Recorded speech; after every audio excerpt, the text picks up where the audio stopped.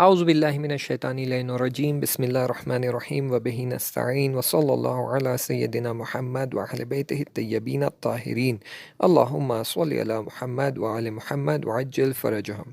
This is the third chapter of this book called Sheikh Borunsi. Inshallah, we will continue from where we left. My parents had moved to Mashhad and they were living independently. I was pregnant and I was visiting them. One day, when I visited them, I felt a sharp pain in my stomach. Abdul Hussain was also not around, so we sent a message for him. He came quickly on his bike. And my mother asked him, "What's the plan?" He said, "I would like to have my children be born at my place. So why don't you all take the taxi and get home, and I will go and call the nurse." There was another woman from the village who was there. So all three of us got into the taxi and we reached home.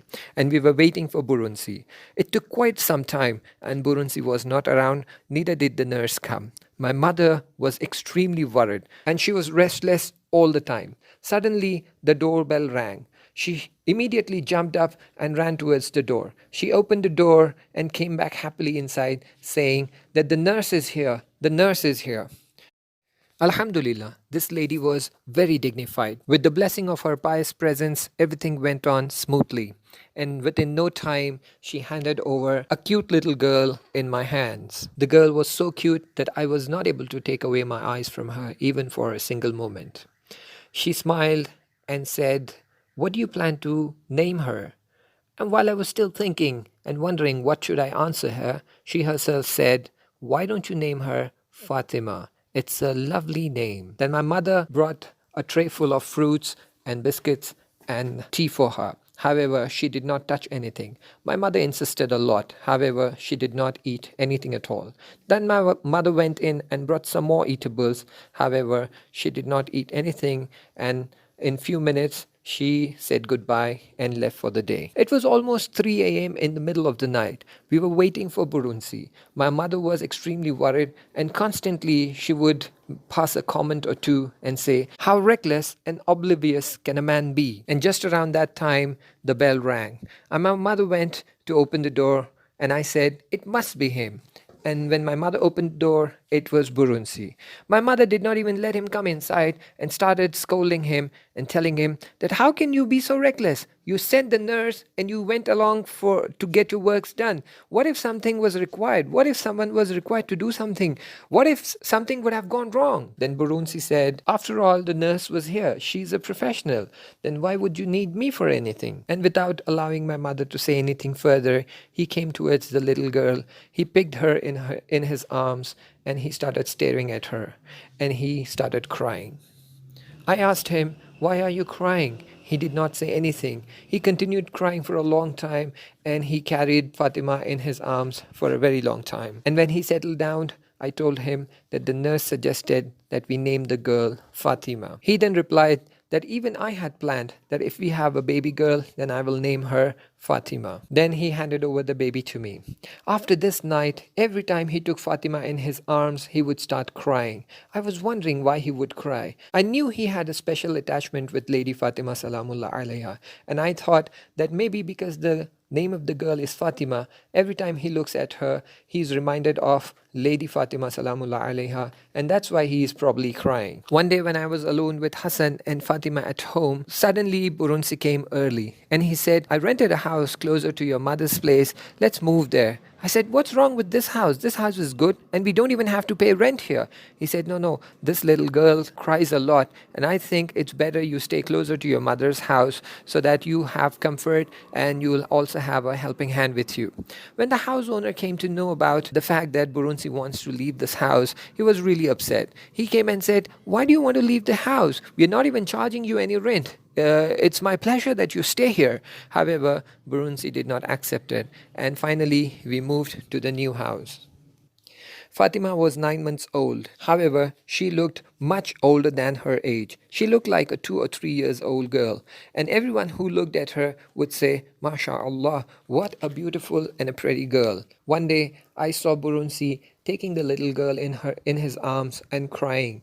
And I asked him, "Why are you so worried about this girl? Nothing's going to happen."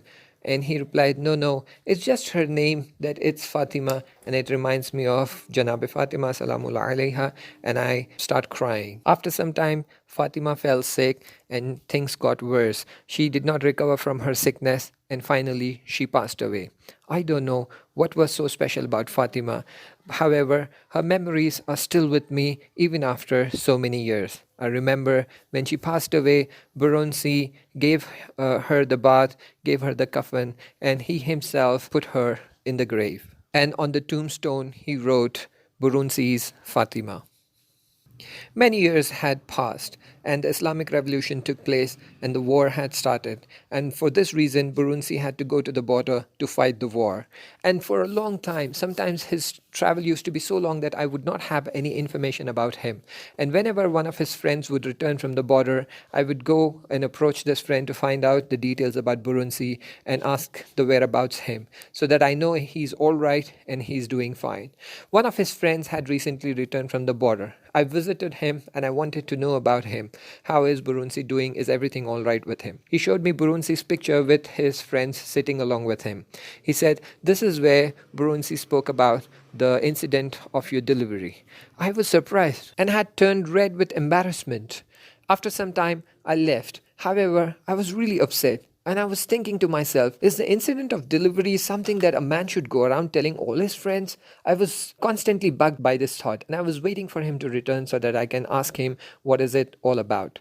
And one day when he returned from the border, I did not even allow him to rest and brought up this topic. I asked him, is the incident of delivery something that one should go around telling all his friends? He started laughing and he asked me, do you even know what I was telling them? Because I had not thought about it, I just said, no. Then he paused and he stopped smiling. His eyes filled with tears. He let out a deep sigh and he said, I was telling them about my daughter Fatima. I knew there was some connection between the delivery night and the incident of Fatima and the passing away of Fatima. However, I didn't know what the secret was. I was quite inquisitive about it. And finally, Borunsi told me the secret behind it. He said, do you remember that night when I asked you all to go back home and I'll go and fetch the nurse? It was almost sunset. I said, yes, I remember. And we hopped into the taxi and we reached home and we were waiting for you. Then Borunsi said that after I sent you guys away in the taxi, I went on my way to call the nurse. However, on my way, I met one of my fellow mate and he had some pamphlets with him that he was urgently required to distribute among the people, and he needed help for that, and he wanted me to come along to help him distribute these pamphlets among the people. And I felt that it was urgent and necessary for me to go. With tawakkul upon Allah subhanahu wa ta'ala, I left with him, and then we got busy distributing the pamphlets until it was almost 2 in the middle of the night. It is then that I realized that I was supposed to go and get the nurse for the delivery at home. However, I knew it was too late now, and I knew that you guys must have taken care of it. Then I urgently returned home, and when your mother opened the door and she said, you sent the nurse, but you got busy with your work, that is when I realized that something special had transpired. However, I maintained my calm. Then Borunsi continued and said, you know what? That night, only I and only I knew that I had to go fetch a nurse for the delivery at home, and nobody else knew about it. And then I went along with my friend and completely forgot about it. I never sent someone.